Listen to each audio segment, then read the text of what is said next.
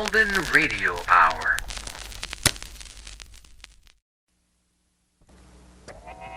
Have you heard the strange tales of the Whistler?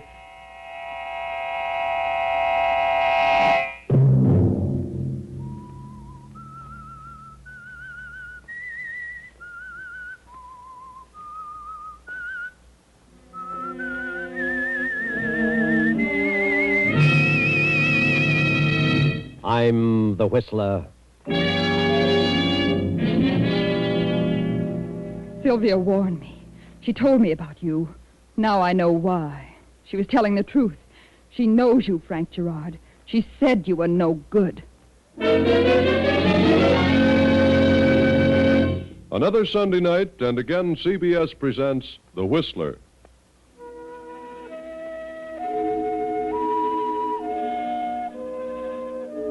I, the Whistler, know many things, for I walk by night. I know many strange tales, many secrets hidden in the hearts of men and women who have stepped into the shadows. And so I tell you tonight the unusual story of the confession. The courthouse walls of a county in an eastern state have echoed for many years the vibrant, persuasive voice of William Marshall. Marshall has defended countless numbers of persons, great and small, who'd become entangled in the meshes of the law, and he has never lost a case. The great criminal lawyer attributes his success to the fact that he has never taken a case in which he was not convinced that the defendant was either innocent or the victim of unfortunate circumstances. At the moment, in the anteroom of Marshall's office, a beautiful young girl and a handsome man of 30 wait for an audience with the attorney. After some 15 minutes of waiting, the girl speaks to the handsome man. Pardon me, but are you in a terrible hurry to see Mr. Marshall? Why, no. No, that is, my business can wait a few moments. Well, I'd appreciate it so much if I could see him first. I'll only be a few minutes. I just got off the train and I've got to see him. I see. Is it really as bad as all that? What? You sound as though you're in terrible trouble. Oh, I am. I really am. Oh, that's too bad. How did it happen? How did what happen? How'd you get into such trouble? Well, I've spent all my money. I'm broke. Oh, is that your trouble? Yes. What did you think? Oh, I thought maybe you'd murdered your husband. Oh, no, I haven't a husband. I've never been married. No. Well, my name is Frank Gerard. Yes. My name is Jean Marshall. William Marshall is my father. I've been away at school for a year, and you know what can happen to a girl's finances in a year. So I've either got to borrow some money from Father or borrow his car to get home. Well, I'll tell you what I'll do if you care to wait a few minutes. That is, after I get to see your father, I'll take you right to your door. Well, I suppose it's all right. Are you a client of Father's, Mr. I John? certainly hope to be. He's a busy man, but I hope he can find time to handle my business. All right. I live in Mission Hills. That's not far. I have nothing to do. I'd love to accommodate you. Then I won't be with Father over 1 minute. Your father will be right out, Miss Marshall. Jean, darling, I'm very glad you're home. But what are you doing at the office? I'm broke, Father. All right, here you are. Money, money, money. Sorry, darling. I wish I could talk to you a while now, but I've got to be in court in 20 minutes. See you at dinner. This gentleman is waiting to see you, Mr. Gerard. Oh, I see. Gerard? Well, come in, Mr. Gerard. See you at dinner, Jean. Yes, Father. Bye. Come along, Gerard. Gerard. Sit down. Seems to me I've seen you before, Gerard. Have you, Mr. Marshall? Where? Gerard. Wait a minute. I know now. You're Frank Gerard. That's right. Frank Gerard. What do you want? I want you to handle a case for me. What sort of a case? A murder case. Murder? Who did you kill, Gerard? Now, wait a minute. First, I want to know if you're going to handle the case. That depends. Who did you kill and what were the circumstances? And remember, I want the truth. I've got to know everything. All right. I killed Joe Barkowitz. Joe Barkowitz? So, that's what happened to Joe. Yeah. And the police are hot on the trail. And sooner than you imagine, they're going to trace it to me. In fact, they're on my trail now. And the evidence is going to be so strong against me because we were enemies that, well, I'm going to have a tough job convincing a jury. Convincing them of what? That I shot Joe Barkowitz in self-defense. Self-defense? You shot him in self-defense? Certainly, I'm not a killer. Self-defense. Do you expect me to believe that? Why shouldn't you? Gerard, I know all about you. You belong on the shady side of this city. You've pulled several things that have not been traced to you. You've gotten away with them. But I think you're very bad material. Joe Barkowitz was bad material. It's too bad you didn't kill each other at the same time. Is that the way you feel about it? I do. And if Joe Barkowitz came to me with the same story, I'd tell him the same thing. It wasn't in self-defense. Yeah? I've got a witness. Oh, Mickey Gifford was with me. He saw Joe pull a gun on me. Mickey Gifford. Why, I wouldn't trust him across the street. He was Joe Barkowitz's right-hand man until you came along. He'd turn state's evidence so fast it'd make you dizzy. You really think that, eh? Certainly. I wouldn't touch your case. Why not? Because I think you deliberately murdered Joe Barkowitz. And I've never yet defended a person unless I was convinced he was innocent of malice aforethought. So you don't think I killed Joe in self-defense? No. I know you. I know all about you. Okay, Marshal, I'll find somebody else. Then find them. I'm not interested. You're making a big mistake, Marshal. A big mistake. I'm a busy man, Gerard. Good day. Okay, Marshal. Okay. Oh, Miss Marshall, I was longer than I thought I'd be. Huh? That's all right, Mr. Gerard. Where did you say you lived? Oh, yes, Mission Hills. Are you ready now? I certainly am. I've got some bags downstairs. Can you handle them? I'd be delighted, Miss Marshall. Come along. This is awfully sweet of you. How can I thank you? Oh, you don't have to thank me, Miss Marshall. It's a pleasure. A great pleasure.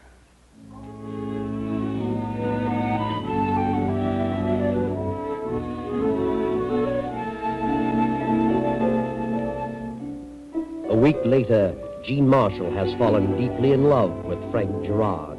She has seen Frank night after night. Now, 2 weeks later, she has begun to stay out rather late. Too late, in fact, to please her beautiful stepmother, Sylvia, who has mentioned the matter to Mr. Marshall. Jean, dear, you've been getting in rather late quite a few nights in succession, haven't you? Well, yes. Lots of parties this summer, Father. They seem to break up unusually late. Sylvia says you came in around 3 this morning. Oh? Were you awake when I came in, Sylvia? Yes, I've been troubled with insomnia lately. Insomnia at your age. Why, you should do something about that, Sylvia. Who escorts you to these parties, Jean? Why do you always leave here alone? Oh, that's the way everyone's doing these days. Why? Gas rationing. The girl meets her escort halfway, parks her car, and continues on in his. I see. Well, I'd prefer that you try to get in a little earlier. I didn't know you were staying out so late until Sylvia told me. Is that why Sylvia has insomnia? Yes, Jean. You never say where you're going or who you're going with. It naturally worries me. Where were you last night? Why, I went to a party given by Jack Hyatt. You know the Hyatts. Oh, of course. But I'm sure you understand what Sylvia and I mean. Oh, I'm not a kid anymore. Well, I've got to run along now. See you at dinner, Sylvia.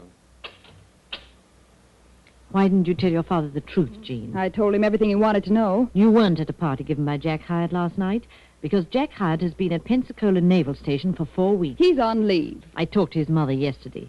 She'd have told me if he were home. You're meeting the same man every night. Someone you don't want us to know about. Oh, it has nothing to do with gas rationing. Either he doesn't want to come here or you don't want him to come. You're not my mother, Sylvia. And you're not so many years older than I am, so why don't you quit trying to mother me? Are you in love with this man? Yes, I am. Terribly in love. I've never met anyone like him. He's young, handsome, and charming, and I'll marry him the minute he asks me. Does that answer your question? Why don't you bring him to the house? Because he and Father had some business disagreement, and Father doesn't care for him. But whether Father likes him or not, well, that has nothing to do with me. Who is he? His name is Frank Gerard. Frank Gerard? You mean... Well, what's wrong with him? You... Oh, you can't mean it. Well, what are you so shocked about? Do you know him? No. That is not personally. Oh, but he isn't your type. He's a gambler, a gangster. Oh, that's ridiculous. He belongs to the lowest element in town, the underworld. Oh, no wonder he doesn't want to come here. He's not in love with you. He's stringing you. He isn't the marrying kind. Oh, please, Jean, don't see him anymore. Oh, if your father knew this, it would kill him. If we're talking about the same man, Father is entirely wrong. Father forms opinions about people he knows nothing about from personal experience. Frank is the sweetest man in the world. Oh, please, Jean, don't go through with this. You know nothing about him except what Father has told you? No. Then why don't you stop saying things about people? Things of which you have no personal knowledge. Very well, Jean. I'm terribly sorry for you. I'm sorrier for your father. This will break his heart. Oh, Sylvia, don't be so dramatic.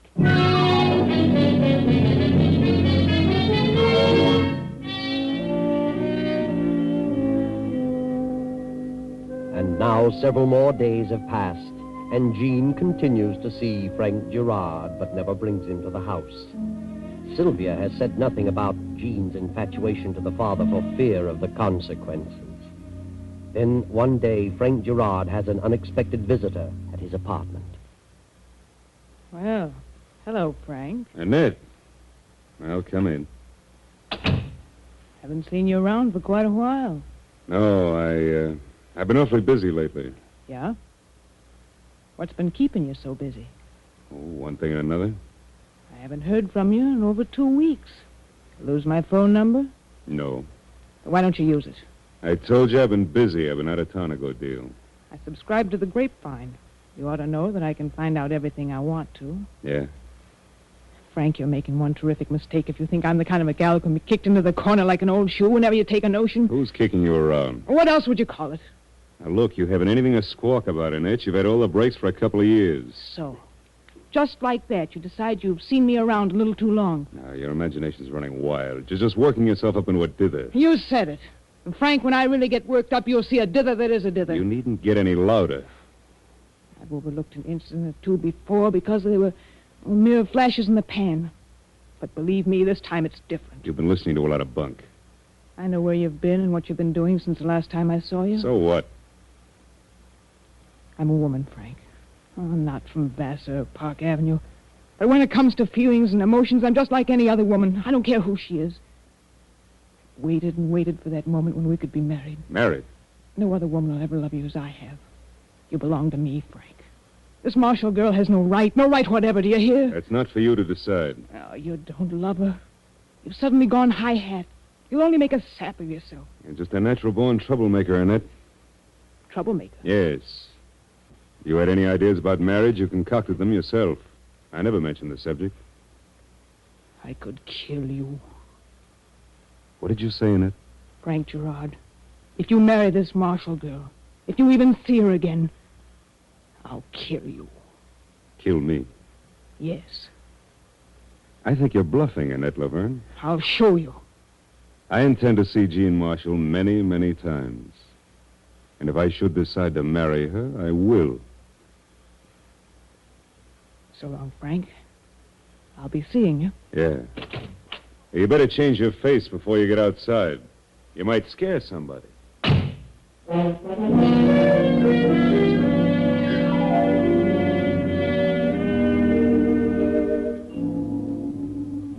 And on that very evening, Frank Gerard and Jean Marshall sit in a booth of a quiet roadside inn on the outskirts of town. The old innkeeper, having no other customers, divides his time between serving the food and playing soft music on an old violin. Oh, I like it here, Frank. So quiet and secluded. How'd you ever find it? Oh, I don't know. Have you been here before? Once. Some time ago. You know, darling, I guess that's why I like you so much. Yeah? Why? Well, you always seem to know the right thing to do at the right time, the right place to go. Do I, dear? Yes. And we seem to get along so well together. We talk about so many things. We understand each other. Yes. We seem to have so much in common. Mutual interest in things and places and people. We've sort of avoided people. Why should we want people around us? Nightclubs positively bore me. You really love me, don't you, Frank? What do you think? Oh, darling. From the moment you leave me at night until I see you again next day, I almost... Well, it seems like 1,000 years. All day long, I worry and worry. What about? That I won't see you that evening. Don't ever worry about that, Jean. Remember that day in Father's office? When we first met? I certainly do. Did you feel the same way as I did? I'm sure I did. I knew from that moment that I loved you. That no one else had ever or would ever mean so much. You're such a lovely girl, Jean. Lovely eyes. Red hair. In fact, you're the most beautiful picture I've ever seen in my life. Oh, Frank, darling. I have a wonderful idea. So have I. A terrific idea. Why can't we drive someplace out of town tomorrow? That's just what I was going to suggest. We can drive out of town and and go to some place up in the mountains. We can swim and fish and boat. Would you like that? And we could stop someplace on the way, some little town. Oh, of course we could. Justice of the There are a peace. dozen towns on the way. Oh, Frank, darling, I've never been so happy in all my life. Oh, wait a minute. What's wrong? Oh, I can't possibly go tomorrow, Jean. I have an important engagement tomorrow. A business engagement. It's very important. I've got to keep it. Oh, Frank. We can leave the next morning early. Won't that be all right, dear? Well, I guess it'll have to be all right. Good. And I won't see you until morning after tomorrow because, well, I'll be tied up all tomorrow evening as well. Oh, darling. I can't help it. I don't like it any more than you do. All right. Guess I can stand it. Tomorrow morning and all day tomorrow and tomorrow night. Well, I guess I can pull through. I'll see you at the usual place day after tomorrow.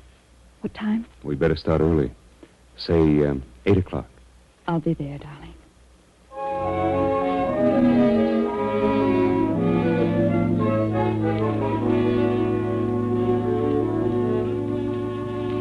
The next afternoon, Jean is in her room packing a few outing things. Her father has come home from the office early, so he drops in to see Jean on his way to his room.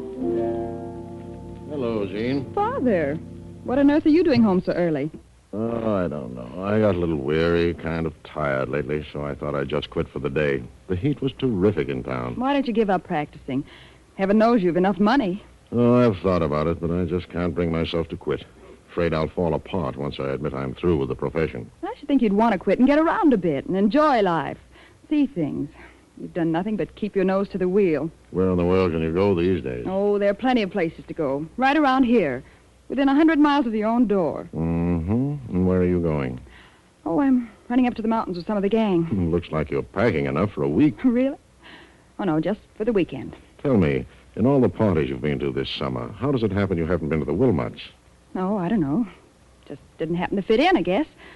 Parties at several places every night. Fine family, the Wilmots. Fine family.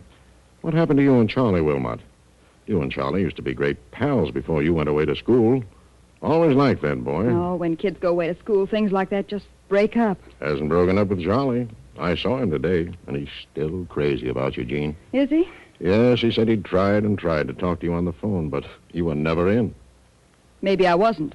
I'm taking Charlie into my firm as junior partner next week. Oh, he'll make a fine lawyer. Lots of brains, that boy. No, he's such a stick in the mud. You could do far worse. Are you trying to make a match for me? Is that it? Oh, certainly not. I wouldn't want you to marry anyone you didn't love. Oh, good. I'm glad you said that. So why don't you let me select the man?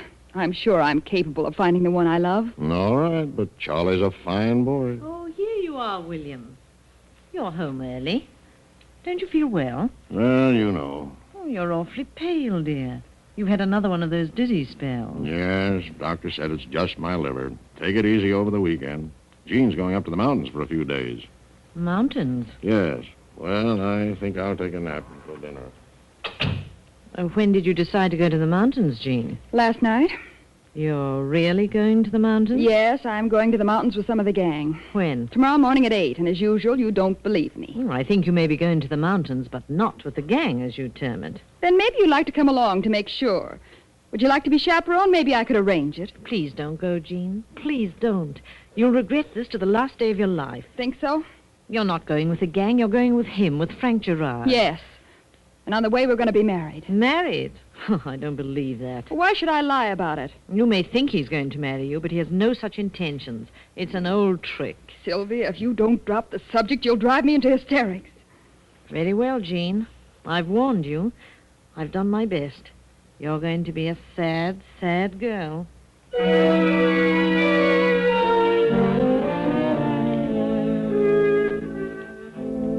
The afternoon passes and evening comes. Frank Gerard in his apartment lolls and considers the past and the future. Then, as he prepares a drink, there is a soft knock at his door. Good evening. Good evening, Mr. Gerard. Well, please come in. What can I do for you, Mrs. Marshall? I want to talk to you. Yes? Well, make yourself comfortable. Oh, what a beautiful gown, Mrs. Marshall. Thank you. I haven't seen you for some time. How long has it been? It's been 4 years, Mr. Gerard. We met last in a nightclub with a group of mutual friends. Oh, yes. Yes, indeed. You were captivating that evening, and may I say you're most charming tonight? What a line. I've often wondered if I'd ever see you again. Have you? Well, here I am. And I'm flattered. Highly flattered. And just as conceited as ever. Very happy you're here. You won't be when you hear why I came. No? Oh, how disappointing. I was sure you came just to see me. Me alone. I did come to see you alone. Are you alone? Why, of course. You're perfectly safe here, Mrs. Marshall. Mrs. Marshall. The Mrs. Marshall of the Blue Book. Sylvia de Levante. Remember the Club National in Detroit? The Folie Nationale, starring Sylvia de Levante, direct from London. I can see it now. So can I. What of it? Does your husband know all about that? He does. I doubt it. Maybe he'd be interested to know, huh? I don't scare, Mr. Gerard. And why are you on the defensive? Maybe you know why I'm here. Oh, now, please, don't disappoint me. I came here to appeal to your decency, if you have any. Well, Jean Marshall is a fine girl. I want you to leave her alone. I beg your pardon? Her father is the finest man who ever lived. He worships her. Jean is under the impression that you intend to marry her. I know better. If Jean got mixed up with you, it would kill her father. Did Jean tell you we were going to be married? Yes, and you've led her to believe that. But you know you've no such intentions, and you're going to the mountains with her in the morning. That's right. But not to get married. Mrs. Marshall, if you were to run along home now and forget all about this and tend to your own business, I might see to it that your husband never knows all about you that might be told. You don't like Jean's father, and he doesn't like you. Why would you want to marry a girl under those conditions? That is none of your business. Maybe I'll make it my business. You do, and I'll guarantee you'll regret it. You'd better run along now. Then you won't listen to me. My appeals to your sense of decency mean nothing. Now, look, I've had... You better get out of here. Go out through the back way and through the other hall. Very well, but please consider what I say. Yes, I'll consider. Go on.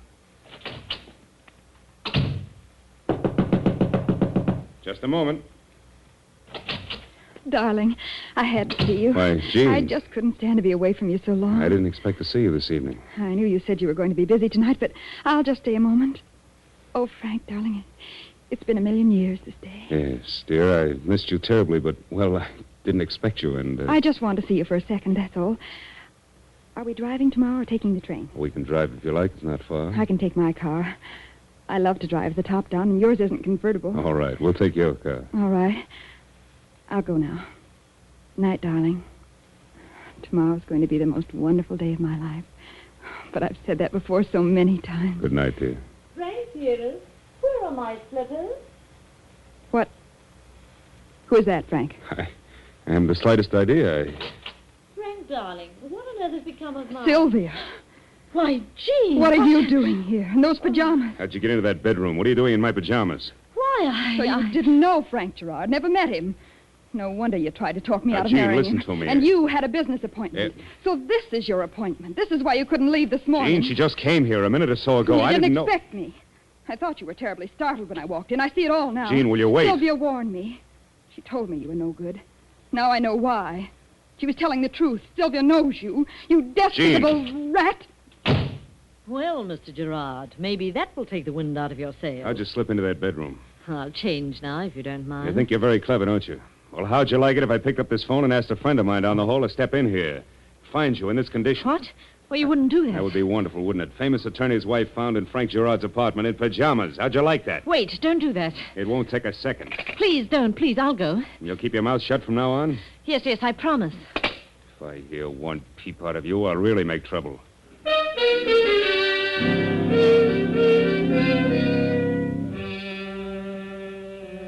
Next morning, Sylvia Marshall gets a call to come to the apartment of Frank Gerard. A few moments after her arrival, Attorney Marshall gets a call at his office to come to Gerard's apartment. Now, Sylvia's talking to Captain Brent from headquarters. But why have you called me here, Captain Brent? Frank Gerard was killed last night. His body's in that bedroom. What? And on the floor of the bedroom, we found this locket with your name on it. Pictures of you and your husband. But how could that have happened? That's what we wanted to ask you about. How do you think your locket could get here? I haven't the slightest idea. Oh, hello, Captain. How are you, Bill? This is my daughter, Jean. Sylvia, what are you doing here? I sent for her, Bill. Frank Gerard was murdered. Murdered? We found your wife's locket on his bedroom floor. I I don't like to stir up more trouble than necessary, so I called you. Here's the locket. This is yours, Sylvia. How did it get here? Did you know Gerard? Yes. I knew him. Years ago. What were you doing here? I came here to talk to him. What about? This is serious, Silver. The truth now. Would you like to tell them, Jean? What does Jean know about it? Go ahead. Tell them, Jean. Very well. I came here to talk to Frank Gerard last night because Jean had fallen for him and was going to the mountains with him for the weekend. She thought he was going to marry her, but I knew better. That's how my locket got here. Jean, is this true? Frank Gerard? She's lying. I was here, but I learned she was in love with Frank, and I came here to persuade her to give him up for your sake. She was here when I came in the bedroom in pajamas. Sylvia. That's right. I thought I could convince her that he was no good. So when Jean knocked, I slipped into the bedroom instead of out of the back door, put on the pajamas, and stepped into the living room. But I left a few minutes later, and I didn't kill Gerard. Were you in love with this man, Jean? No. I didn't even know him. Jean, how can you say that? I'm sorry to say it, but Mrs. Marshall is in a tough spot, especially with this locket. You didn't know this man, Jean? No. I left here before Sylvia did. So if anybody stabbed him, it must have been Sylvia. I certainly didn't kill him, if that's what you mean. Well, we've got one more suspect coming, I hope. Here she is, Captain. Find her waiting for a train. Oh, yes. Come in, Miss Laverne. What's all this about? Just want to check on a few things, Annette. When'd you see Frank last? It's been weeks and weeks. We split up. Why, what's happened? Frank is, he's in that bedroom. He's been murdered. Murdered? Oh, no. You haven't seen him for weeks and weeks, huh? No, I haven't. Turn on that dictaphone machine you found, Sergeant. What did you say, Annette? Frank Gerard, if you marry this Marshall girl, if you even see her again, I'll kill you. Kill me? Yes. Well, I think you're bluffing, Annette Laverne. I'll show you. I intend to see Jean Marshall many, many times. And if I decide to marry her, I will. That, Annette, is your own voice. Gerard recorded that on this dictaphone. You threatened his life, didn't you? Yes, but I didn't shoot him. I couldn't have killed him. I loved Frank. That, Miss Annette Laverne, is the most conclusive evidence I've ever come across. I didn't kill him. I didn't, I tell you. Come along, Annette.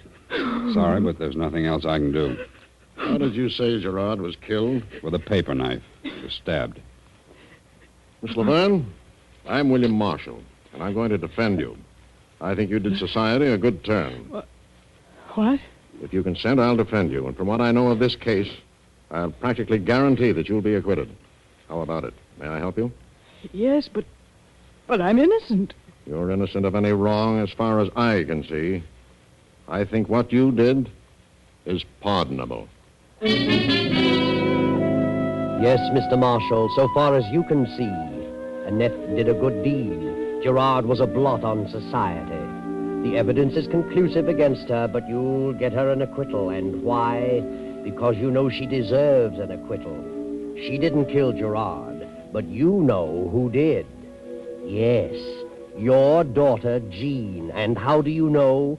Because Jean was the only person who knew how Gerard was killed. Jean said that if anybody stabbed Frank, it must have been Sylvia. Nor did mention how he was killed. So if Jean knew he was stabbed, she must have been in the room. But Gerard is out of the way now. He'll be no further trouble to anyone.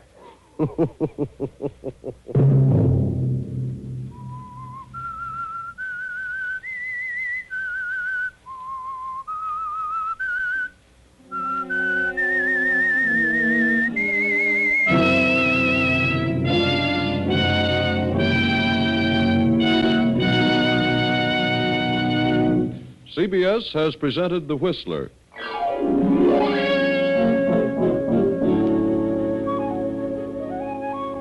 Original music for this production was composed and conducted by Wilbur Hatch. The Whistler is written and directed by J. Donald Wilson and originates from Columbia Square in Hollywood. Next week, same time, I, the Whistler, will return to tell you another unusual tale. Good night.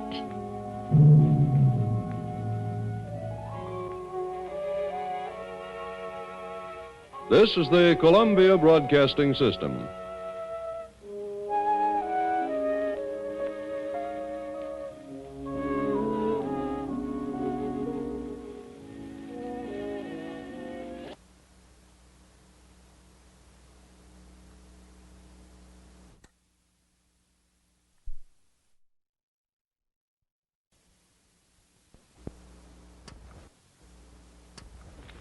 Wait a minute. Have you heard the strange tales of the Whistler?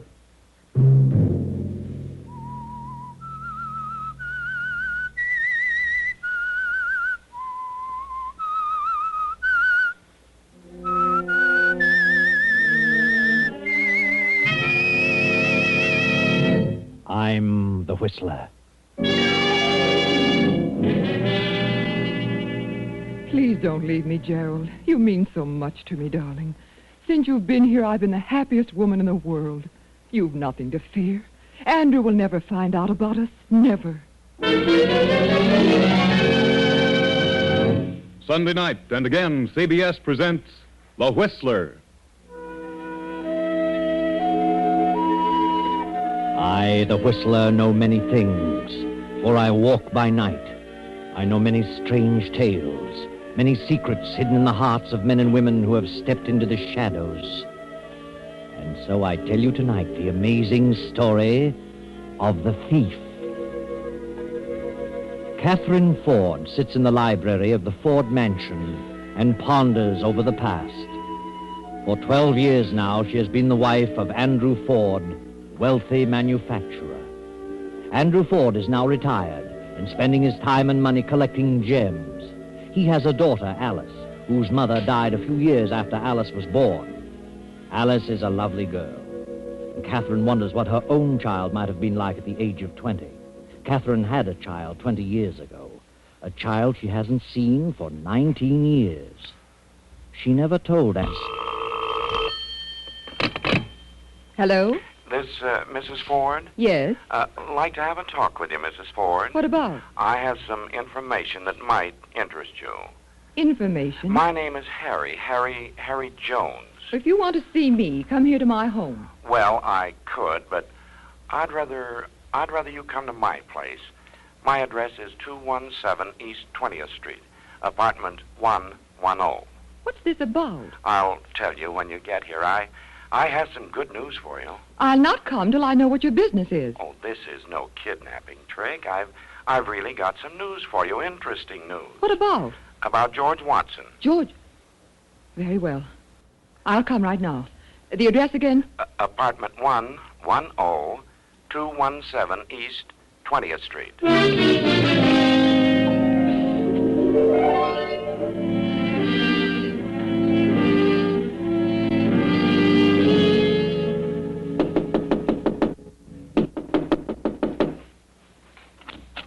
Oh, hello, Mrs. Ford. Come in.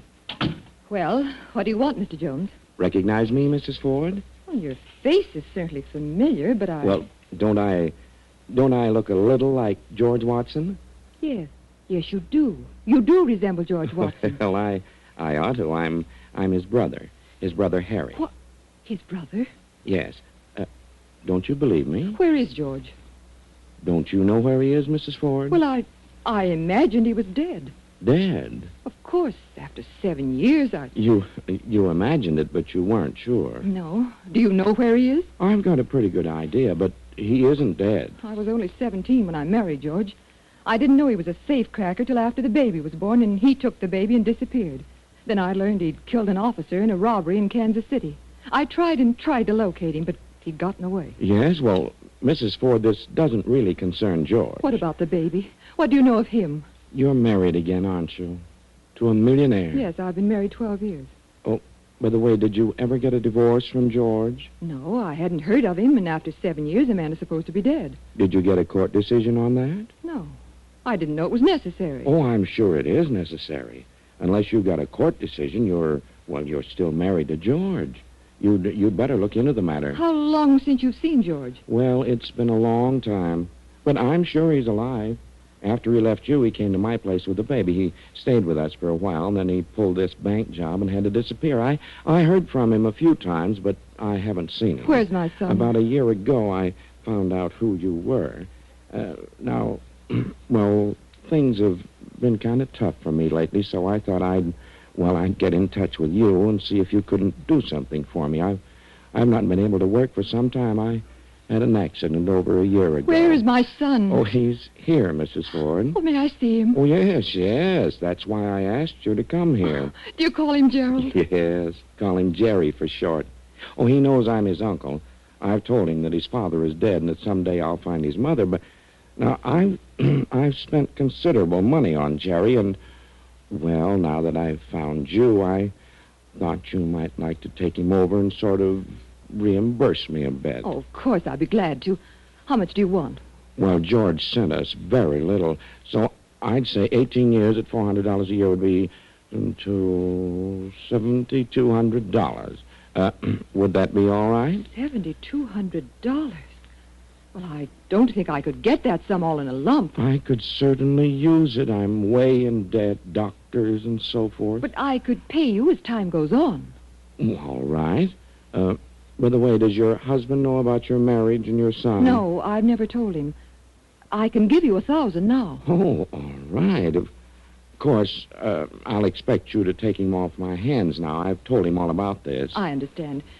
But if I do take him to my place, how will I explain to my husband? Oh, I've got that all figured out, and I've told Jerry about it. He understands. You tell your husband that your nephew is arriving in town, and he's going to live with you, and later on you can make your own plans. Very well. Oh, may I use this pen? I'll write a check. Oh, yes.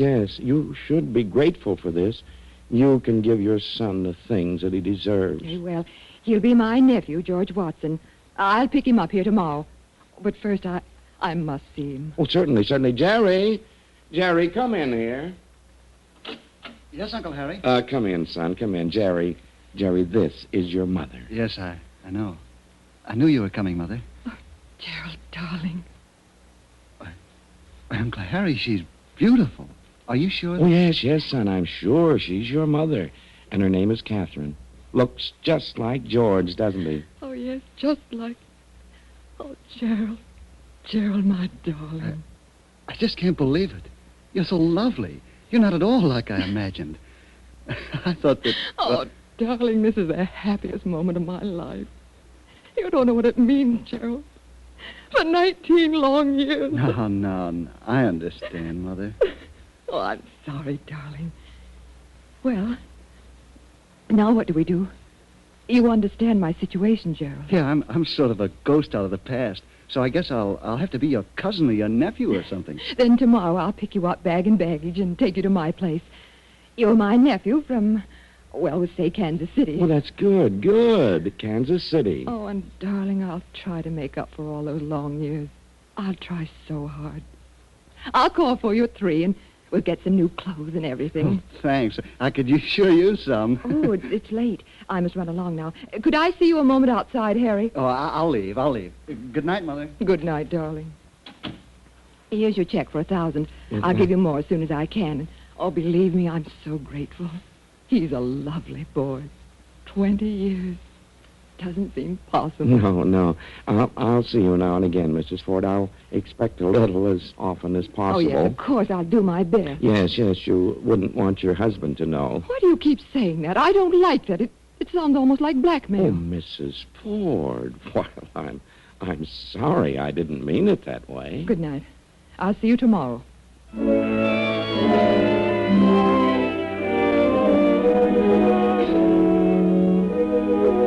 Andrew Ford, Catherine's husband, sits in his library with his secretary, Paul Blake, discussing the recent purchase of a gem collection. Paul, a young man of 25, is in love with Andrew Ford's daughter, Alice.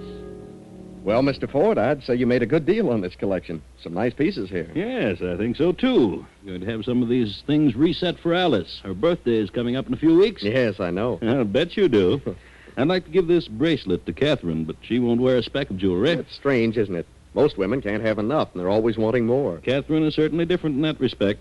Well, maybe someday I'll come across something she'll like. Well, better put these in the safe, Paul. Yes, sir. Oh, by the way, this is the 1st of the month. Did you have the combination of the safe changed? No, they phoned that they'd have to postpone it for a few days, and maybe wouldn't get around till next month. Oh, what's the reason for that? Short of help, they said. Well, I suppose it'll have to be all right. It was changed just 30 days ago, and you and I are the only ones who have it. Yes, and I'd suggest, if I may, that you keep your copy of the numbers on your person. Oh, what do you mean? Well, do you know where your copy is? Why, yes, of course. Well, what did I do with that? Here it is. I found it in the corner of the desk blotter. It's obviously a combination. Anyone would know that. Well, that is stupid of me. Why don't you memorize it and destroy it? Oh, I've tried, but we change them so often I get all mixed up. I'll try to hang on to it. There are too many servants about, and too many new ones coming and going. That's true. Well, I'll just be more careful in the future. I don't suppose anyone saw this card. I hope not. I wish we could get it changed at once. Well, I've done my best, but I'll keep after them. Yes, do that, Paul. I'd feel better about it. Hello, am I intruding? Yes, you are, Alice. But I suppose there's nothing to be done about it. Oh, that's a fine thing to say. Put them away, Paul. What have you got there? None of your business. Oh, something new? Something you picked up at an auction? Never mind. Oh, let me see. Put them away, Paul. Should have them all on in 5 minutes and try to talk me out of them. Yes, sir. Sorry, Alice. Well, all locked up. Well, I'll run along. Soon be time for dinner. Oh, by the way, are we having any guests this evening? Just one. Really? Who is it? Oh, I don't know. Catherine says it's a surprise. Well, I wonder who it is. I can't imagine. Well, I'll see you both later. Yes, sir. What has Father bought now? Some more trinkets? Yes, a nice collection. You're very lovely tonight, Alice. Am I? Thank you. Show me what he got. Oh, I can't do that. He wouldn't like it. All right, I can wait if you're going to be mean. Alice, why don't you let me speak to your father? What about? Why, about us, you and me. Go ahead, speak to him. But I can't do that without your consent. You know I love you, but I can't ask him till you say the word. What word? What word? Well, that you'll marry me if your father gives his consent. You do love me, Alice. Paul, I don't know anyone I like better, but... But what? Well, I'm just not ready to get married yet. Lots of girls get married before they're 20. But anyway, I'll keep on asking you. You mind? No, not at all. I just want to be sure. Oh, hello, Alice. Oh, where's your father, Alice? Hasn't he come in yet? Yes, Mother, and he's in his room. Oh, do you mind asking him to come down, Paul? Oh, certainly not, Mrs. Ford. Oh, before you go, Paul, I want you to meet my nephew. Alice, this is Gerald Watson, my stepdaughter, and this is Paul Blake. Well, it's a pleasure. How do you do? Your nephew? How nice. I didn't know you had a nephew, Mother. As a matter of fact, she'd forgotten about it herself. You see, Alice, I've been living in the West. I just got in town this afternoon. Is Gerald the surprise guest, Mother? Yes, Alice. Gerald's going to stay with us until he gets settled here. Oh, how delightful. What do you plan to do? Oh, I don't know. I'll get into something. For a week or so, I'm just going to look the country over. Beautiful place here. Oh, wait till you see it all. There's everything here. Hunting, fishing, riding. That's for me. Oh, great. We can have a lot of fun. How about a ride first thing in the morning? Before breakfast, the trails are gorgeous. All right with you, Alice. Mother, where on earth did you discover such a charming nephew? Pardon me. I'll get Mr. Ford. Oh, Paul, I thought you'd gone for him. I'll just ring him on the house phone. Mr. Ford? Mrs. Ford would like you to come down to the library. Yes, now. Very well. Wait till you see my new horse, Jerry. Wonderful. And we have one you'll be crazy about. It's Western, too. How long did you say you intended to stay? Well, I don't know. Maybe several weeks. Oh, marvelous. He's going to take an apartment in town. Perhaps I can help him locate something. I know of a few places that might interest I'll help you find something, Jerry. Oh, thanks. Do you like to dance, Like Jerry? it? I'm crazy about it. Oh, wonderful. I know the best places in town. Well, Catherine, what is it? What's happened? Oh, who's this? The surprise guest? Yes, Andrew. Just off the train. This is my nephew, Gerald Watson. Glad to know you, Mr. Ford. Nephew? Well, I'm glad to know you, Sam. He's my sister's son. Sister?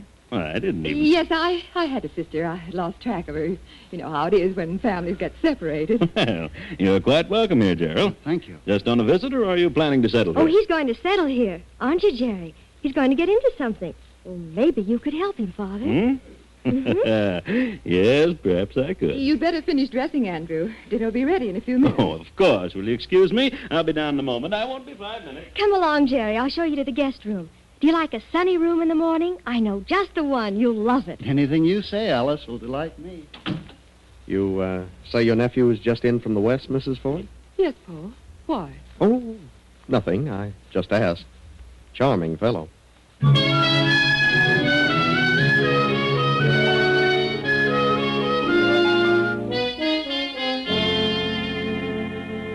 days pass, 3, 4, then 2 weeks go by. Alice has helped Jerry find an apartment, but he still continues to spend most of his time at the Ford estate.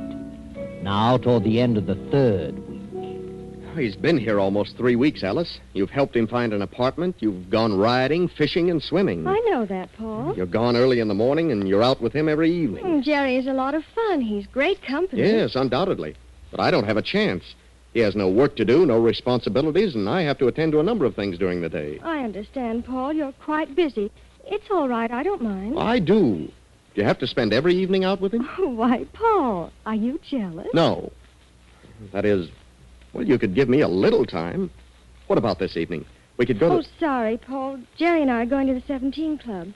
the 17 Club? Yes, there's quite an affair there tonight, a charity to do. I know. I bought tickets. I was sure you'd go with me. Oh, I'm terribly sorry, Paul. I'd love to, but I've already promised Jerry.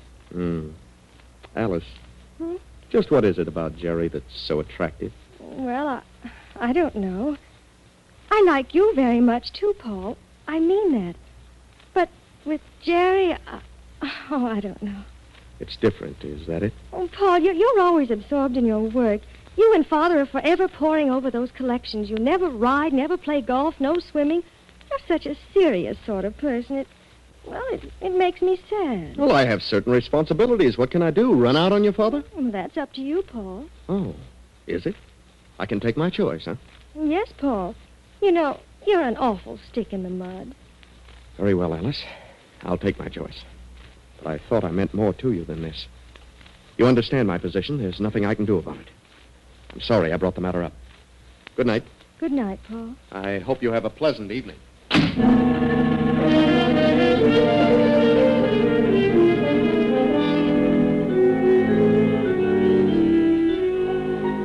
3 more weeks pass, and Paul and Alice continue on unfriendly. Jerry still has found no business connection to his liking, and he manages to spend much of his time at the Ford estate.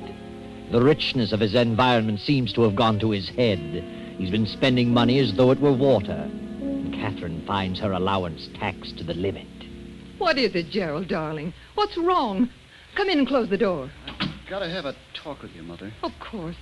Are you ill? No, not exactly. Well, Gerald, what is it? Tell me. I've got to have some money, right away. Money? But, darling, I've given you every cent I can for the present. And I've had to give your Uncle Harry quite a sum. I've got to have some money. But please be reasonable, Gerald. I'll let you have some as soon as I get it. When? In a week or so. The 15th. I've overdrawn my account now. You've just got to cut down, Gerald. I know. And that's the trouble. I tried to make things easier for you. I tried to make some quick money. What? You've been gambling, is that it? Yes, I was sure I could make enough to meet my own expenses, but, well, the breaks were all against me. Jerry, why did you do it? Why? I told you why. It's a place Uncle Harry knew about. When was this? Over a week ago. It's a tough outfit, and now they're making it hot for me, threatening me if I don't pay by tomorrow noon. Threatening you? Did you write a check? No, I'm not that crazy. Well, then how can they threaten you? Jerry, you mean they threatened your life? Yes, this gambler that I owe it to knows who I am. You mean he knows you're my son? No, I mean he thinks I'm your nephew. So he figures I can get the money if I really have to. Oh, he's bluffing you. Tell him you'll have the money in 2 weeks. How much is it? $4,000. $4,000? Are you out of your mind? Oh, I know it sounds crazy, Mother, but, well, I just got in deeper and deeper. $4,000? Oh, good heavens, I couldn't give you that much in less than 2 months. You've got to. He'll have me taken for a ride. I know him. $4,000? Well, how could I explain it to Andrew? Do you want me to be killed? How much time have you? He said tomorrow noon. But I can't possibly do that. Maybe he'll take some jewels as security. I have no jewels. I never wear jewels. The safe is filled with jewels. Filled with them. Doing nobody any good. That's ridiculous. Besides, I don't know the combination. Oh, Gerald, I don't know what to do. Well, I guess I'll just have to take the consequences. I'm stuck. Well, try to stall him. At least you can try. If he doesn't accept that, then I'll have to go to Andrew. Yeah, Andrew. He couldn't spend all his money if he tried. Okay. I'll see what I can do, but I don't think it'll work. Good night, Mother.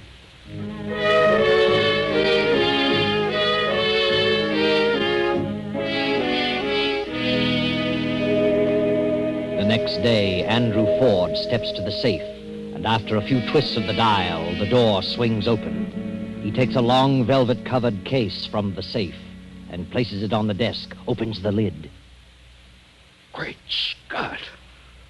Bracelet, emerald ring. Paul! Paul, come here. What is it, Mr. Ford? What's wrong? Look in that case. The diamond bracelet is gone. Yes, and the emerald. And several other smaller pieces. Well, how do you like that? 5 pieces gone. Is the combination set? Of course. I can't understand this. Well, why do you suppose the other pieces were left? I wonder. Well, only you and I know the combination. That's right, Paul. And you certainly wouldn't steal your own jewels. No. Well, that sort of puts me in a very embarrassing position. Unless... Unless what? The card you left on your desk bearing the numbers. Do you suppose, well, that someone in the household did see that? You mean Alice or Catherine? Why, that's ridiculous. Jerry wouldn't know because I found the card before he came here. Of course, one of the servants might have recognized the numbers as being a combination. Perhaps that's it. Well, it certainly wasn't forced. There's not a scratch on the door. Then someone knew the combination or was experienced in juggling tumblers by sound. I'd better call the police. No, not just yet. But I want this cleared up. I didn't take them, and since I'm the only other person who was supposed to have the combination, I'm in a tough spot. Yes, you are indeed, Paul. But whoever took these things must be planning to dispose of them. Why? They've taken only the pieces that would be the easiest to dispose of. Not one stone would have to be cut. Well, then, why not have the police keep a watch on the pawn shops and the fences? Oh, all right. You attend to it. I don't suspect you, Paul, but the police will. And for the sake of your future, this will have to be cleared up. I understand that. I'll give a description to the robbery detail at once. In the meantime, I'll check all doors and windows to see if there's any evidence of the thief having forced an entrance. No. Don't phone, Paul. There are too many extensions on this line. Oh, very well. I'll be back as soon as possible.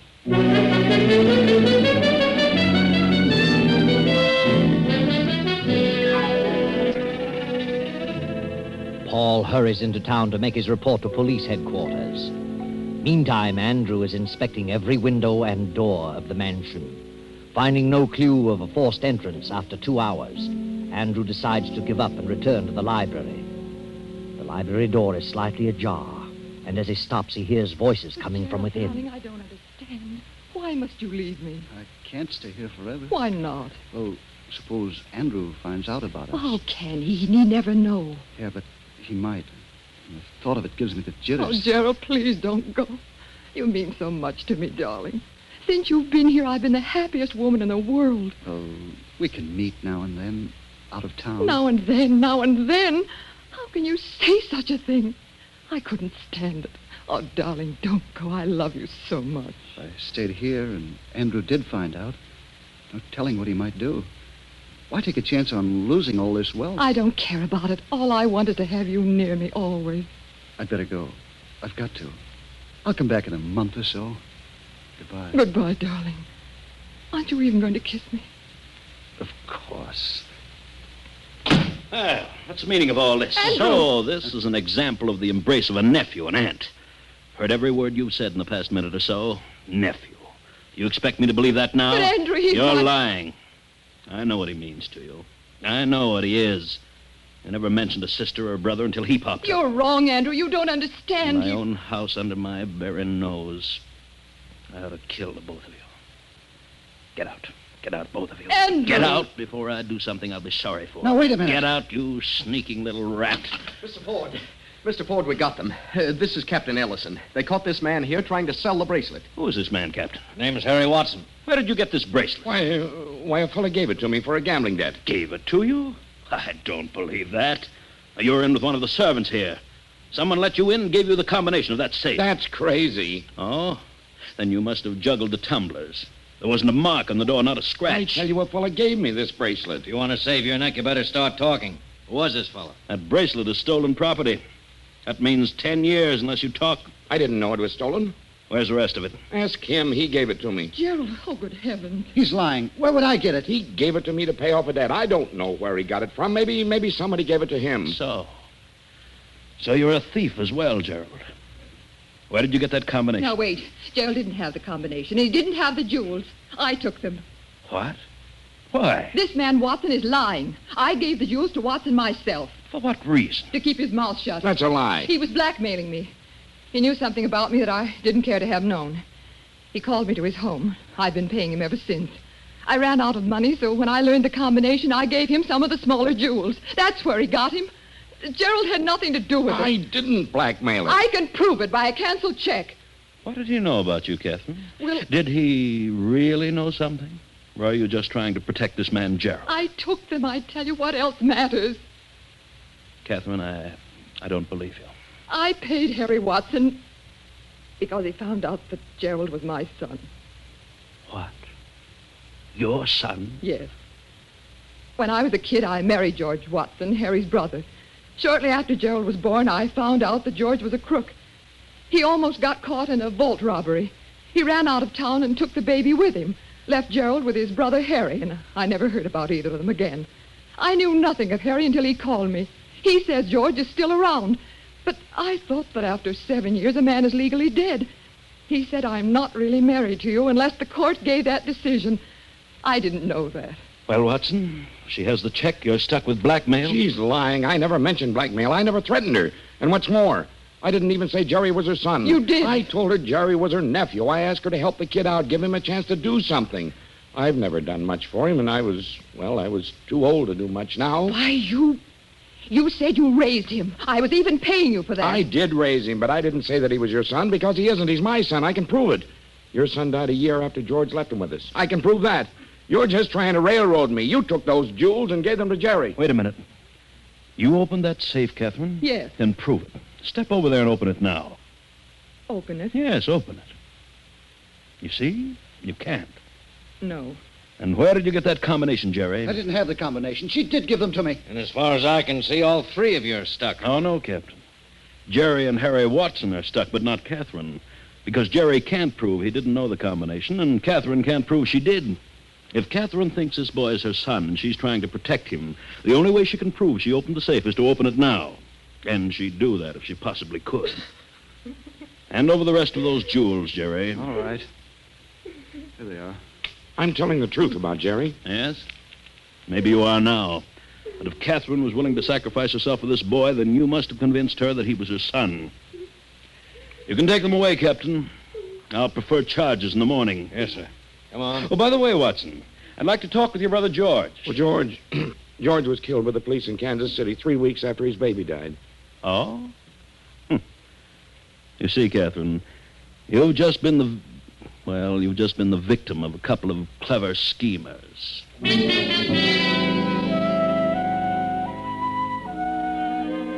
Yes, but you're still wondering, aren't you, Catherine? You're wondering if Gerald really is your son. Wondering if Harry wasn't lying just now to save himself from charges of blackmail. But don't worry anymore. Harry is telling the truth. Jerry isn't your son. Your son and his father were both dead many long years ago.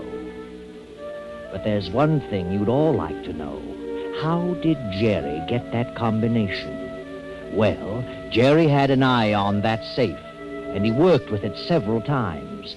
Now, Paul knew this and deliberately left it unlocked one night, knowing that Jerry would keep trying to open it.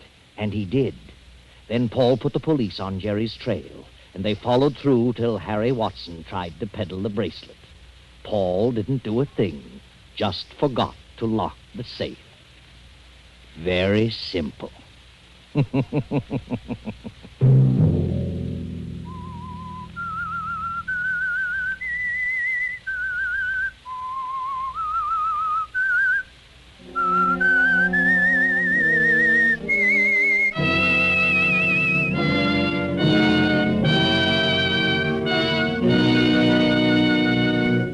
CBS has presented The Whistler.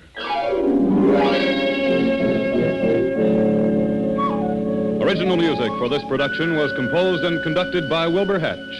The Whistler is written and directed by J. Donald Wilson and originates from Columbia Square in Hollywood. Next Sunday night at 8:30. I, the Whistler, will return to tell you another unusual tale. Good night. This is the Columbia Broadcasting System.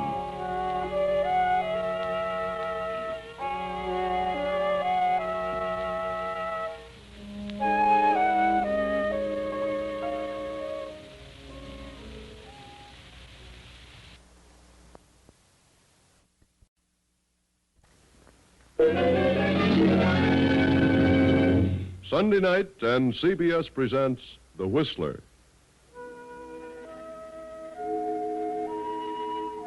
I, the Whistler, know many things, for I walk by night. I know many strange tales, many secrets hidden in the hearts of men and women who have stepped into the shadows. And so I tell you tonight the amazing story of mind over matter.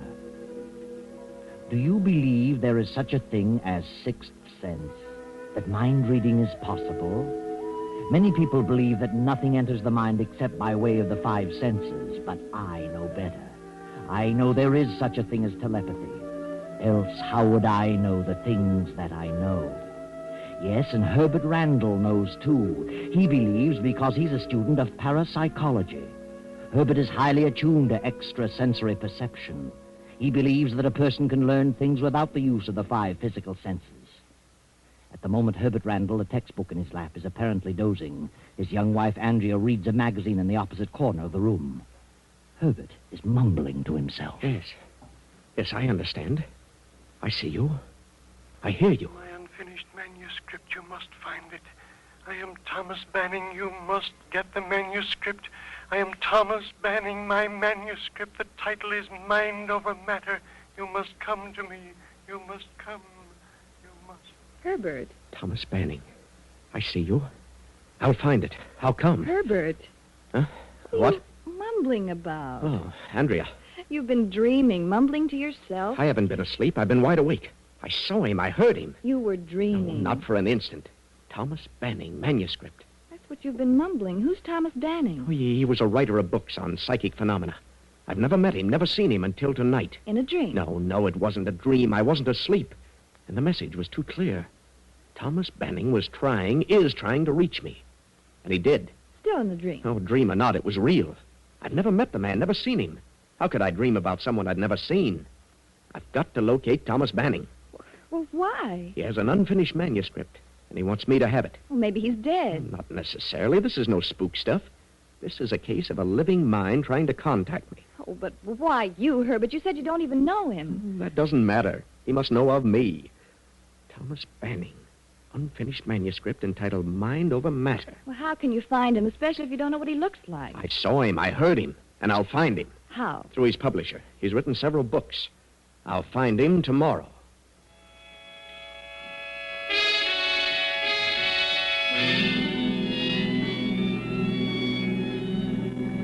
So Herbert learns the name of the publisher of Thomas Banning's books, learns Banning's address in the country, and with Andrea drives to the place. As they near the estate, they stop at a gas station for further directions.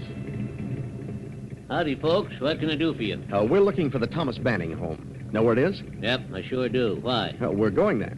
Well, it's a quarter of a mile ahead. First gate on the left-hand side. But not many people go there anymore. Why not? Well, miss, since the day Thomas Manning's brother disappeared, there's been strange things going on there. Oh, what strange things? Noises, weird howls and screams. People kind of think the place is haunted with William Banning's ghost. William was Thomas's brother. Oh, is William dead? Oh, nobody knows what happens to William. Just blew in from South America and a few months later disappeared. Have you heard the screams? Yeah, and what's more, I don't want even to talk about it. So long, folks. First gate on the left. Well, this really begins to sound interesting.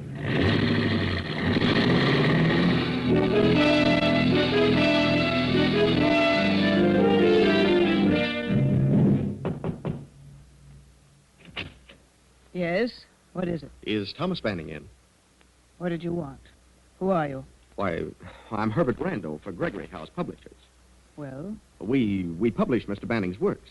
Oh, this is my assistant, Miss Adams. I see. Come in. Wait here a moment. Bit of an icicle, isn't she? I don't like it, Herbert. Let's go. No. Thomas Banning is trying to direct me to do something, and I'm going to follow through. My uncle will see you in the library. This way. This is Mr. Randall, Uncle. And this is Miss Adams. They're from your publisher, Gregory. Oh, well, come in. Sit down. This is my nephew, Bart. How do you do? How do you do? What did you want to see my uncle about? Why, I'd like to talk to him about that. What was it you wanted, Mr. Randall? You're quite free to speak in front of us, Mr. Randall. I attend to all his business. Don't I, Uncle Thomas? Yes. Yes, of course, Bart. What was it you wanted? Well, I'd rather talk to you alone, Mr. Banning. Come now. If it's about the publishing business, there should be no secret about that. No? This is your nephew, Mr. Banning? Yes, of course. And I'm his niece, Velma Banning. Are you quite satisfied, Mr. Randall? I guess so. Then get on with your business. Very well. When are you going to finish your manuscript, Mr. Banning? My manuscript? Yes, the one you haven't finished. Uncle has no unfinished manuscript. Oh, I know. I explained to Mr. Gregory that I hadn't started the proposed book and that I did not intend to write any more. Well, Mr. Gregory was under the impression that you'd already started it. Well, no. That is... Uncle Thomas has given up writing. He's been having trouble with his eyes. This is rather an odd time of the night to be on a business call. Well, I'm sorry if I've inconvenienced you. Please accept our apologies, Mr. Banning. Quite all right, young man. I'm sorry I can't help you further. Help me? I'm sorry I can't write anymore. But if my eyes improve, I may be able to do something again. You understand? Yes. Yes, I think I do. Well, thanks for the interview, Mr. Banning. Good night. Good night, Mr. Randall. Come again later on. Good night. Good night. I'll show you to the door.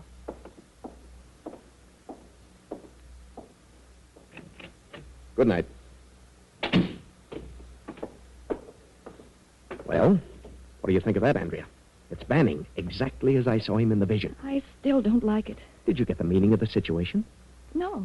What do you mean, Herbert? Oh, I sensed it the second I walked into the room. You would. What was it? Thomas Banning was lying about that manuscript. Did you notice the way those two butted in and led the conversation? He's afraid of them. They've got him cornered for some reason. He was afraid to speak the truth. Say, look. Yes. What is that, a grave? It certainly looks like a grave. Herbert, it is a grave. And freshly dug. A small one, but just about right for Thomas Banning. Oh, Herbert, what do you mean? And look over there. Another one, but filled in. You can tell by the way the grass is sunken. Come on, let's get out of here. There's certainly something strange going on here. Herbert! Now, take it easy. They're killing him. We've got to stop them. No, wait. There's nothing we can do at the moment. We wouldn't have a chance. Come on, let's get back. Herbert, what is it? What's wrong? There it is again. And I'm wide awake. I heard it again. Oh, I didn't hear a thing. The manuscript. You've got to get the manuscript. He reached me again. Oh, please, Herbert, please, let's go. Yes, Andrea. We'll go now.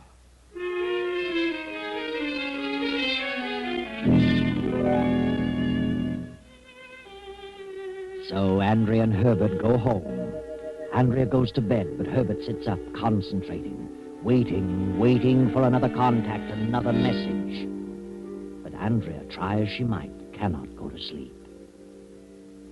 Please, Herbert, please come to bed. I can't go to sleep with you sitting there staring into space.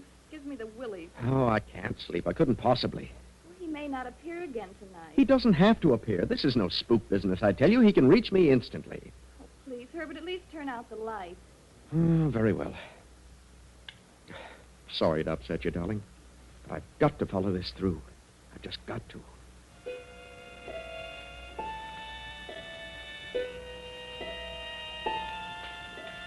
Thomas Banning. Thomas Banning. Thomas Banning. Find the manuscript. Mind over matter. Get the manuscript. You must get the manuscript. You must.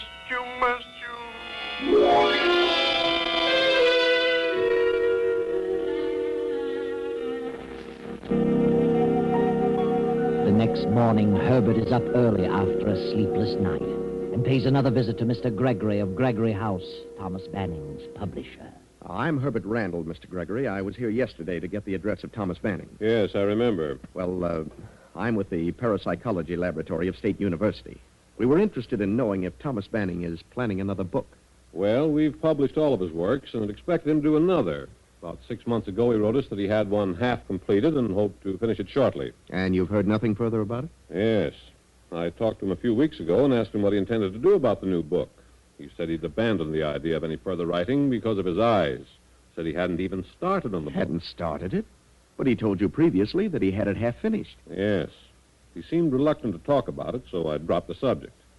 Don't like to say this, but it occurred to me that Banning was, well, slipping a little. Mentally, I mean. Losing his mind? Is that what you mean? Yes, Randall, so I thought it better to say no more about it. He seemed to be terribly depressed.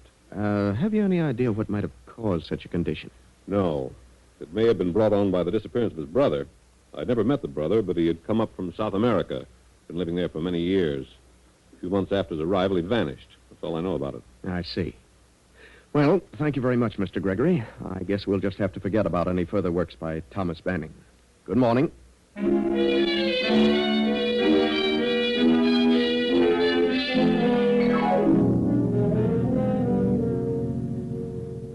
Mr. Hellman, I understand you're Thomas Banning's banker. I am. What about it? Well, Randall's my name. I'm a psychologist. I am working on the case of Thomas Banning. Then he is crazy. Crazy? No, but he is ill, suffering from a severe emotional disturbance. Oh, I see. What made you jump to the conclusion that he was crazy? Well, I don't know. You're a psychologist. Well, what had he done, Mr. Hellman? That seems so strange.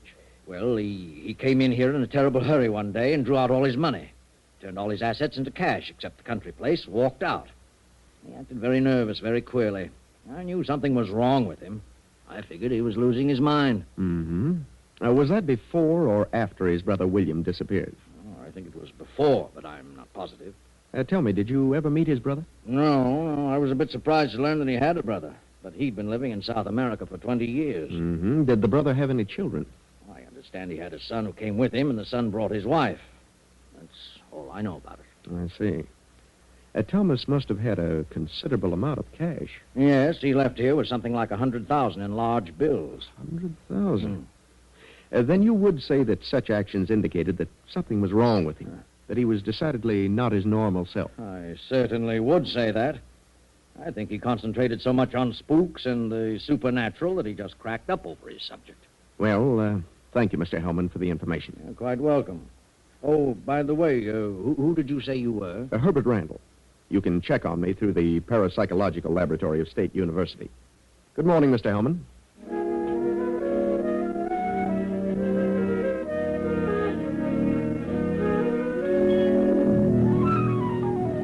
That evening, Herbert and Andrea drive once more to the Banning estate. They arrive, turn in at the gate, and as they drive up the lane...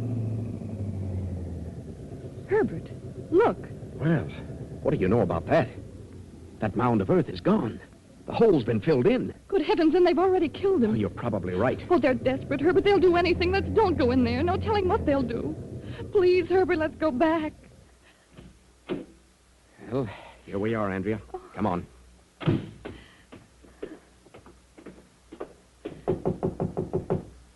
I don't remember seeing any servants here last time. Oh, they probably don't want anybody around. Not even us. Yes? Oh, good evening. I wonder if we could see Mr. Banning again. Do you always attend to business at night, Mr. Randall? Well, no, it just so happens that I... Come in. I'm afraid my uncle is retired. He's not very well, you know. It's quite a long trip down here, if he possibly can. I wish he'd see me now. He's here, isn't he? Of course. Just a moment. I'll speak to my husband.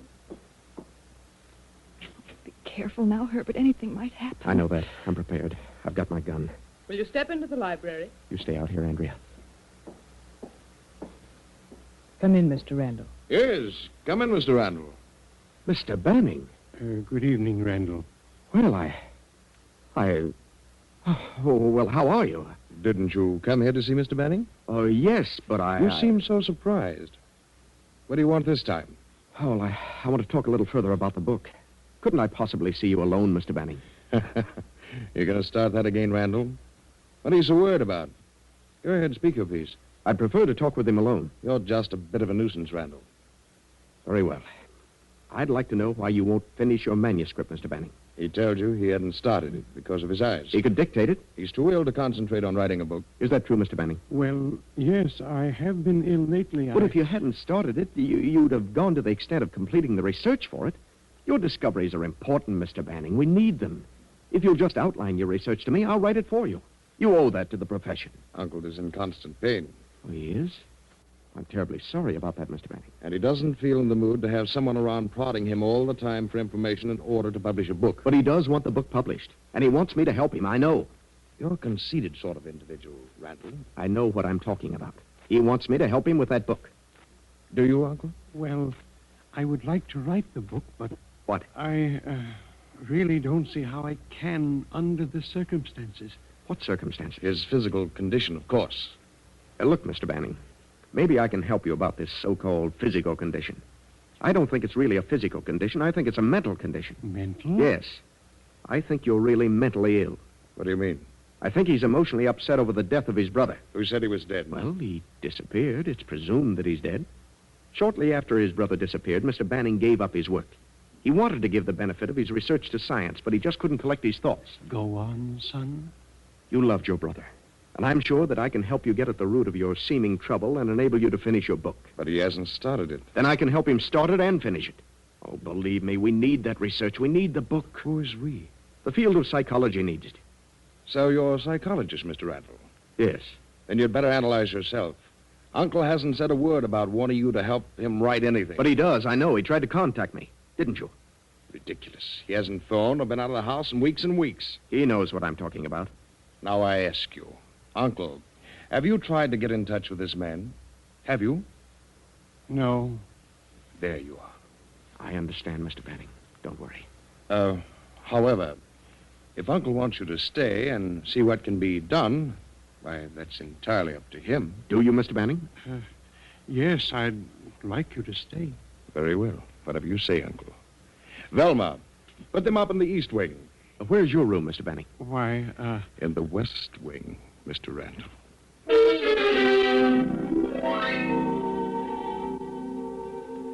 The hours of the evening pass. Herbert and Andrea sit in their room in the Banning house waiting, still waiting for another message, another contact Herbert is confident will come now clearer than ever. Then you think that he hid the money on the estate and they're trying to force him to tell where it is? Yes. When I drove up the driveway tonight and saw that hole filled in, I felt sure they'd killed him. But they wouldn't do that until he told them where the money was. Since the hole was filled in, it stands to reason that they've only been digging in an effort to find it. But what happened to the brother? Why would the nephew do away with his own father? Well, maybe he didn't. Maybe Thomas Banning had something to do with that. An argument over the money. You mean Thomas killed his brother because the brother was trying to get the money? Oh, it's possible. Anything is possible. And if the brother was as nasty as the nephew, I wouldn't blame Thomas Banning. But the climax will come tonight. The nephew and his wife are suspicious of us. They know they'll have to work fast. Oh, what a situation. Please go to bed, Andrea. Let me concentrate on this thing, and I'm sure I'll have the answer before morning. Very well, Herbert. Good night, dear.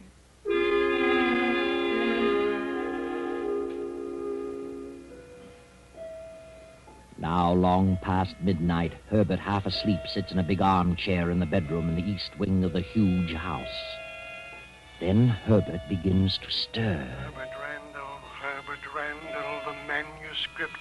Mind over matter in the library, law's shelf on the right. Mind over matter, law's shelf on the right. Get it now, get it now, get it now. Library. Lower shelf on the right. Andrea. Andrea. What is it, Herbert? I got it. I got the message. The manuscript is in the library. Lower shelf on the right. Come on, quiet now.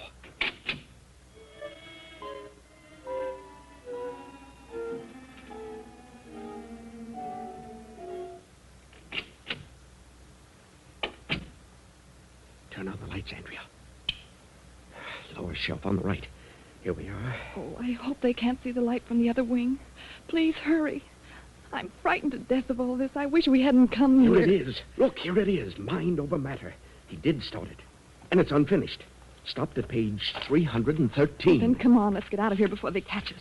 Andrea. What is it? Look. Look, Andrea. Here in the middle of the script. Two $50,000 negotiable bonds. Good heavens. Negotiable bonds? Why, it's the same as money. Anybody can cash them. So that's what he did with his money. This is what those two were after. This is why he's been kept a prisoner. This is why they've been torturing him. Poor man. Come on. I'm going to the West Wing. Maybe we can slip into Banning's room without them knowing it.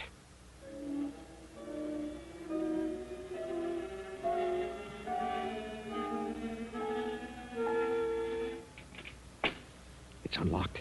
You stay here in the doorway and keep a lookout. All right, but hurry.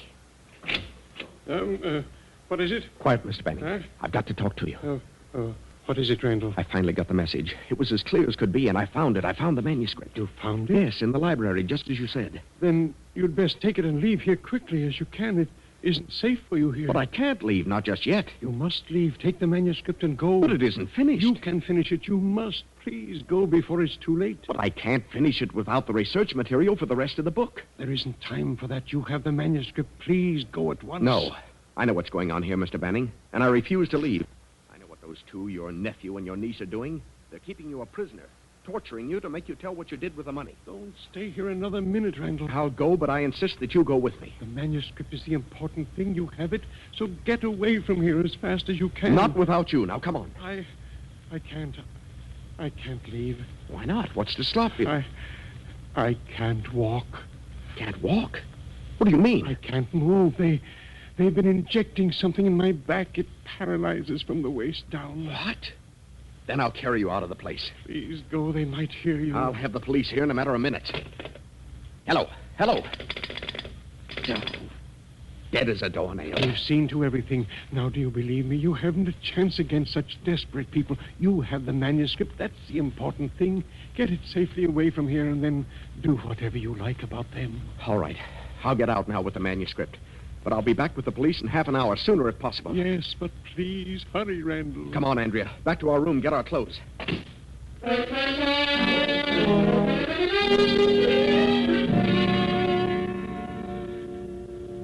Hurry, Andrea. Step on it. I am. Oh, dear, I wish that phone was working. Say, maybe this one is. Maybe just that one extension was pulled off. Does it work? No, it's dead, too. They're all dead. Oh. Come on, Andrea. Let's go. Yes, I'm ready. Oh. There it is again. Did you hear that? Oh, heavens, yes. They must be wise to us. Probably heard us, and they're going to give him the works this time. It's their last chance. Oh, I can't stand it, Herbert. It's horrible. I'm not going to let them torture that old man any longer. I'm going back to his room. Oh, then I'm going with you. Come on.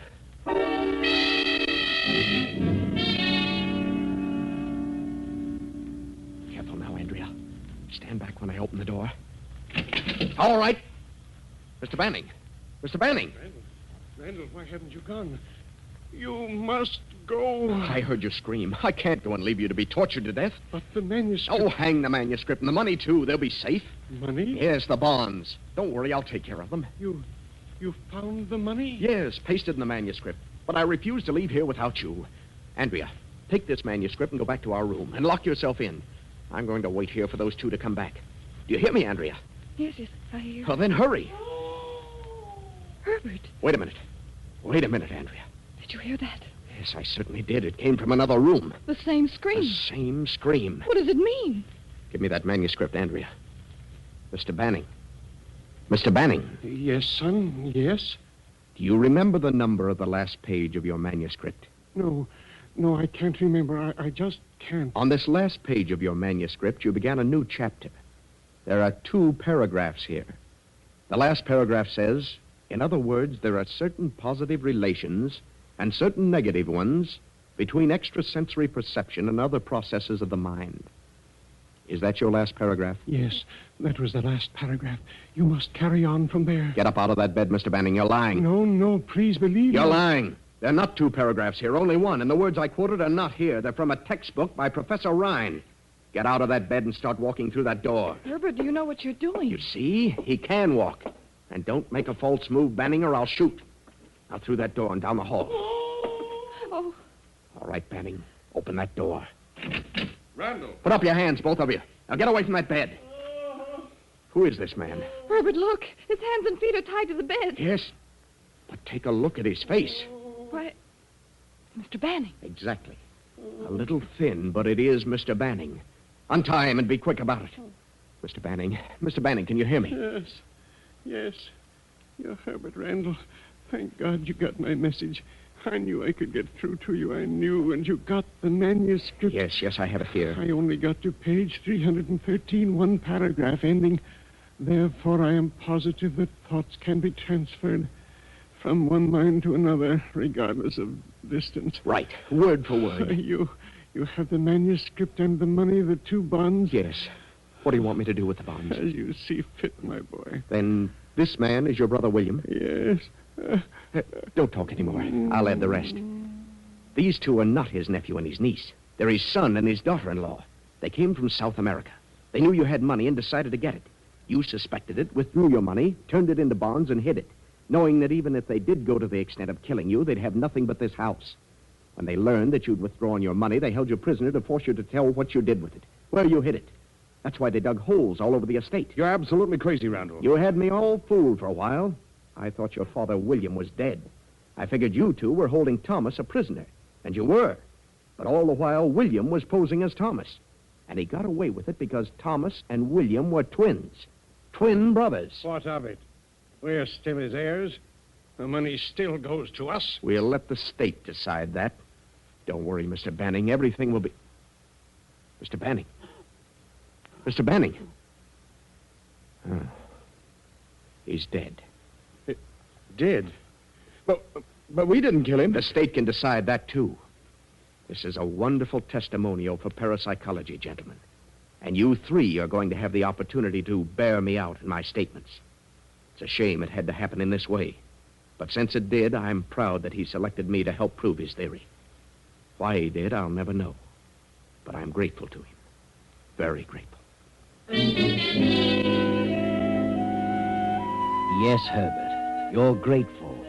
And as to why he chose you, you'll know when you turn to page 213 of the manuscript Mind Over Matter. There's an insert pasted there. Go on, Herbert. Read it. 20 years ago, my wife ran away with another man, taking with her our young son. I never heard from them again. But last week I learned the whereabouts of my son, who had assumed the surname of his stepfather. Since my brother William has returned from South America, I fear for the safety of my life and my fortune. I know they plan to kill me since they have learned of the existence of my son. So I have turned all my assets to cash and willed them and my unfinished manuscript, Mind Over Matter, to my son, whose address is 214 East 32nd Street, this city. What? And whose name is Herbert Randall. Andrea, I'm his son. Herbert. If you get this, God bless you, my son, and carry on with our great work, which is destined someday soon to eradicate the boundaries of time and space.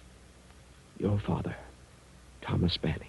Just a chance coincidence, you say? That's such a convenient explanation for the layman who doesn't understand, and safer, too, to be skeptical and conservative. But one mind can reach another regardless of time or space. And you will agree with me someday. I know.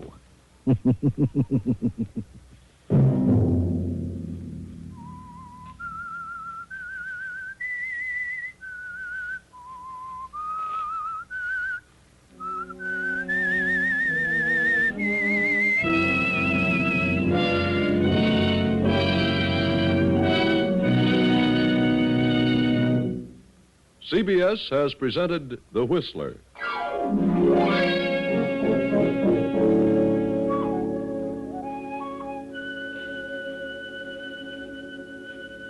Original music for this production was composed and conducted by Wilbur Hatch.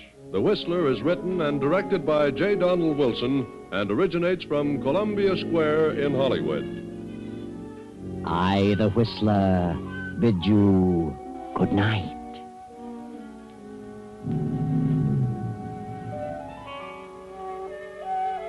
This is the Columbia Broadcasting System.